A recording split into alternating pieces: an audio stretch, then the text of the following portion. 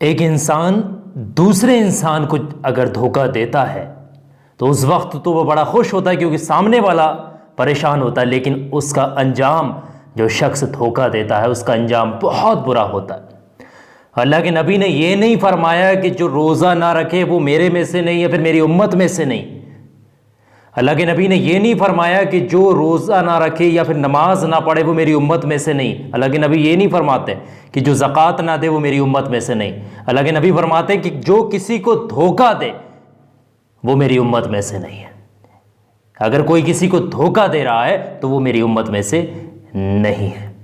जिस किसी भी घर में हराम का पैसा जाएगा, जिस किसी भी घर में हराम की कमाई जाएगी, जिस किसी भी घर में किसी गरीब को, किसी मोहताज को सताकर, दबाकर, परेशान करके पैसा कमाकर उस घर के अंदर अगर लाया जाएगा तो उस घर के अंदर सुकून, अमन, चैन हो ही नहीं सकता। एक मरतबा क्या मैं थोड़ा सा एक वाक़या आप लोगों को बता दूं। 1960 का तकरीबन ये मैंने वाक़या सुना भी है और पढ़ा भी है, इसको मैंने देखा भी है। मैंने किताबों में सुना है, मतलब इसको पढ़ा भी है और कई लोगों के मुंह भी सुना है इसको। 1960 के दशक की लगभग बात है ये। पाकिस्तान में जो है एक ऑफिसर था, वो इतना तकव्वुर किया करता था कि उसने ये कहा, मरने से पहले ये कहा था कि भाई अगर मेरी मौत भी हो जाए, ध्यान से समझिएगा, अगर मेरी मौत भी हो जाए तो मैंने इतनी संपत्ति इकट्ठी कर रखी, इतनी दौलत मतलब जोड़ रखी है कि मेरे बच्चों को आगे कोई तकलीफ ही नहीं होगी। वो ये बात बड़े घमंड के साथ, बड़ा तकव्वुर के साथ बोला करता था। वो उस दौर में 1960 के दशक में ये बात बोला करता था जिस दौर में लोगों के पास 100 रुपए भी होना बड़ा बहुत बड़ी बात हुआ करती थी। अगर किसी के पास 100 रुपए भी हो, लेकिन उसने करोड़ों की दौलत जमा कर रखी थी और वो इस बात को बड़ा घमंड के साथ कहा करता था। लेकिन वहीं उसके बच्चे कहा करते थे कि काश हमारे वालिद साहब ने, यानी हमारे अब्बाजान ने, ये हराम की कमाई इकट्ठा ना की होती तो आज हम भी सुकून की सांस ले रहे होते, चैन की सांस ले रहे होते, खुलकर जी रहे होते। उसके बच्चे ये बोलते हैं। उस जो 1960 के दशक की बात है।